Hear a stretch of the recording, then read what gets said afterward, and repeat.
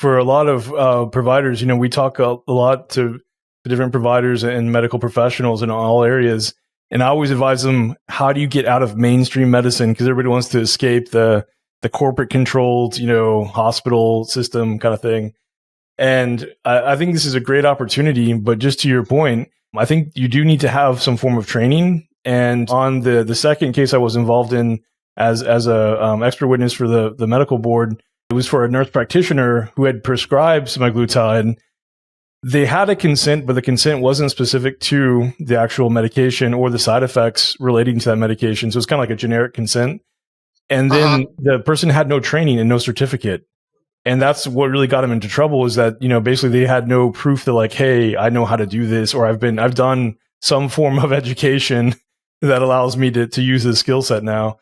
I think the training is really critical. With regards to your training course, what do you include into it that maybe would help someone who is, maybe thinking about adding this to their practice? Basically, what we wanted to do was go through what we were doing that has been successful and document it all and package it all up so that it could just easily be deployed at any other med spa or practice that wanted to be doing the same thing that we're doing, right? So that means, of course, education on, how on the medication itself, right? First and foremost, right? Because as you mentioned earlier, there are a lot of folks that don't even necessarily know the ins and outs of these various peptides and how potent they can actually be. So we educate on the medication. We educate on how to educate the patients on the medication.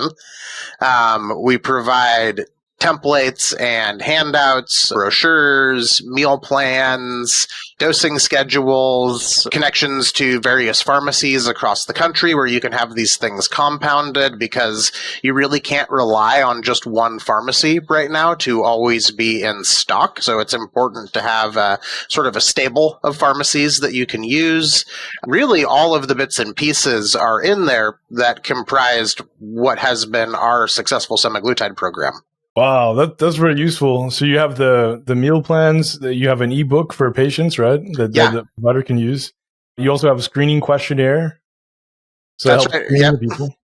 Consents, right? Basic consents. And obviously these are, ours. So anybody that takes the course is going to need to customize them to their particular med spa, but it gives them a place to start where they just need to make a few edits.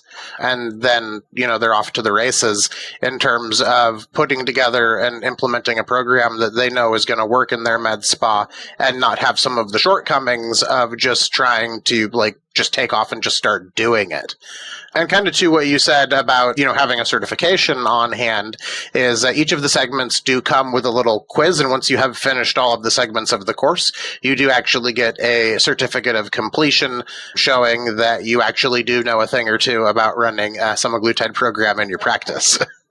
That's so important. And I just tell you from my own experience with my malpractice insurance, nowadays they want a certificate for everything you do. So some form of proof that you've trained. So, and so I think it's just so wise to have those because, A, it decreases your malpractice insurance. And then B, just like I mentioned in that case that I was an expert witness for, although the nurse practitioner was an intelligent person who had practiced using a lot of other medications, the fact that, she didn't have a certificate of training for that one area that she was practicing in with the semaglutide, that became a major issue. And if memory serves, I think she ended up having to take a training or was forced to do some kind of training or something like that just for that. And so it's just wise to make sure you have that on board.